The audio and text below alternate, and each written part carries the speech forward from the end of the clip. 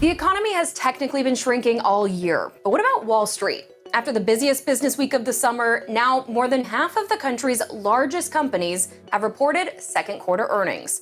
Here's what we've learned from them so far. Number one, big oil strikes gold. The two largest U.S. oil companies, ExxonMobil and Chevron, both posted record profits in Q2. Together with UK's Shell, BP, and France's TotalEnergies, the fivesome made $59 billion in profits. And Reuters says Exxon's $17.9 billion in quarterly profits is actually the most for any international oil major in history. Exxon made more money than God this year. President Biden's been harping on Exxon and others this year as drivers paid over $5 a gallon at the pump in Q2, lining the pockets of oil companies. They're not drilling. Why aren't they drilling? Because they make more money not producing more oil. The price goes up. He also blasted the corporations for using those record profits to buy their own shares. Chevron upped its buyback plan to $15 billion for the year, while Exxon says it's on track for $30 billion in buybacks between this year and next. But ExxonMobil says the company did increase production this year and made $9.5 billion in capital investments so far. If you look at what it takes to bring on new investments to grow supply in the oil industry, it is a fairly long cycle investment.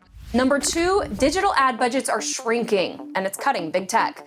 Fears of a recession have companies pulling back on ad spending, and no one felt it more than Meta, Facebook and Instagram's parent company.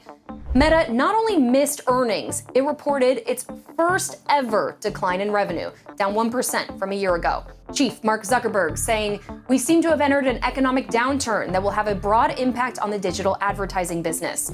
Twitter, Snap, Google, Alphabet, Apple, Microsoft also reporting hits in ad spending. While Roku says it's spilling into TV, shares plunged 25% after the company badly missed earnings, blaming it on the significant slowdown in TV advertising due to the economy. And number three, results so far are, quote, better than feared. That's what Bank of America said this week after most companies in the S&P 500 have beat estimates on earnings per share by an average of 3%. The silver linings come with clouds in this economy. And while this is positive news, FactSet points out that's well below the 5-year average of 8.8%. In fact, on a year-over-year basis, the S&P 500 is reporting its lowest earnings growth since Q4 2020. And Bank of America says, despite the recent bounce in stocks, this bear market still has room to run.